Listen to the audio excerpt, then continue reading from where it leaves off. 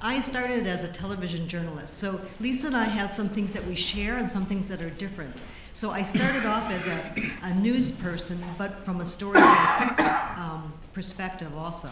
And then I ended up doing a public television series on health and medicine. I'm an American, so I worked in the US. And I eventually got to WHO and worked for the special program for research and training in tropical disease called TDR, because you can see why with such a long name like that. And what I've been doing since then has been working with scientists on how do you communicate research evidence. Because scientists, what I have found is that they believe that, well, first of all, what they do is they publish, and they feel that if it's there, people will come. It's kind of like the Field of Dreams, right? The movie, The Field of Dreams. But of course, you and I know that. Most of us are communicators. In fact, could I get a show of hands? Who considers themselves a communicator in some way of health and science? Yeah, pretty much everyone. Okay. Now, could I get a show of hands to how many people follow politics? Okay. So what I want to talk about is some of the differences in those areas. So with science, what you're looking for when we're communicating science is, this is the gold standard for researchers, is to get published in a journal. So what they have is a very prescribed process, an abstract, background, methods, findings, discussion, summary, references. So all that is, they've done that way, and why? Because they want to get published, and the way to get published is to do that. And why do they want to get published? Because their career is dependent on that. It's not dependent on communicating the science. It's dependent on getting published so other researchers can look at it, cite their work, and that's the kind of circle that's going on, right? In politics, do you spend this much time thinking about, well, who's doing this, and what are their methods? How do they come up with these decisions? We'll look at the person. I mean, I do. I think probably you do too. And what you'll say is, that person would never, ever believe anything that person said, right? You dismiss that immediately. And you base your opinions and beliefs, which are really strong. And we know from research that they can be based not on evidence. And actually, when we are faced with the evidence, we can reject it because we believe in the credibility of the person that told us that. So that's what I want to talk a little bit about. Anybody know who this is? I'm going back, way back in time. This is my guide to the post-truth era. This is Aristotle. And he had some things about the art of persuasion that I think we need to be thinking about. And I think many of us in this room use them, but are not thinking about it quite this way. So the point is that there are 3 different ways to persuade someone. There's logos, which is the appeal to logic, using facts and figures. This is what scientists do. This is why they get so mad. These are the facts, so you should just listen to the facts. But what Aristotle talked about was 2 other areas. The ethos, which is the appeal through authority or credibility of the speaker. So that's what I was talking about earlier. Who do you depend on? And Pamela, she was talking about that also. And then pathos, the appeal through the emotions. A lot of what Lisa's been talking about, the story-based.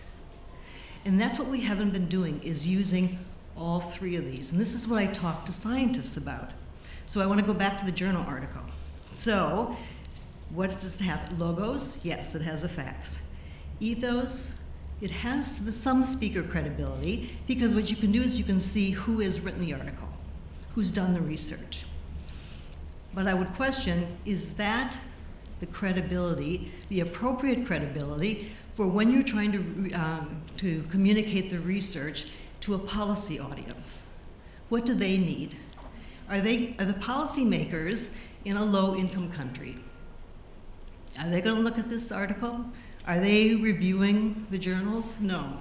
And do they want to hear it this way or read about it this way? So in my workshop that I did earlier, I talked about this study that I did. So it was in 3 countries in Africa, and it was looking at establishing community-based screening and treatment of malaria. And it measured malaria parasites in the placenta.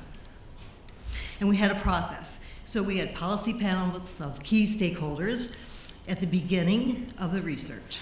So we brought everybody together. What do you think of this research?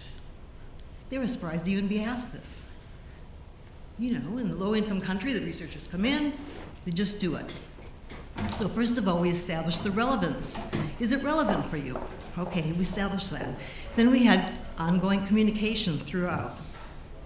And then at the end, we had final policy panel meetings. These were called policy panels, but they were not just policy makers. They were also physicians, nurses, midwives, community members. And what we did was we had a final meeting, and we had a whole day of PowerPoint presentations about the video, about the data. Now, actually, the study showed that what they wanted to do didn't have an effect. It did not reduce the malaria burden.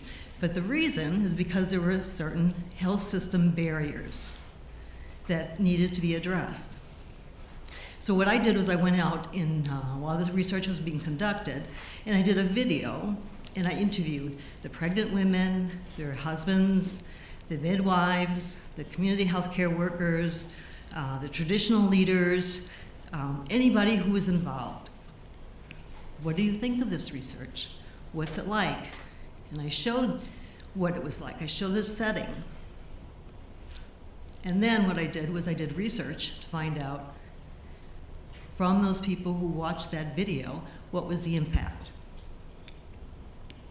What I found is the video provided additional credibility beyond the PowerPoint presentations from the researchers.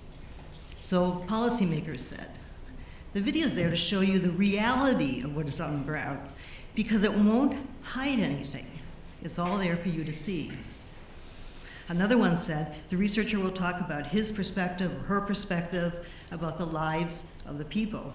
But what the people are feeling and telling you represent their life more than what the researcher is telling you. So they were looking for credible references about the research. The other thing that the video did was it provided motivation for change. So when the video ended, this is a physician talking, I walked up to one of the directors and I told him, you know, what you need to do while you're addressing roads is to build more health centers. Like, live to your word. If you say you need a health center, do it. Bring the services closer to the people. So I'm going to come back to Aristotle. This is my final message. What I think we need to do, especially if we're working with evidence, is that we need to incorporate all 3 of these, and we need to think very carefully about them. So yes, the facts, but we also need the credible resources, and we need the pathos. Because then what I think we can do is we can go from a post-truth era into the full truth era. Thank you very much.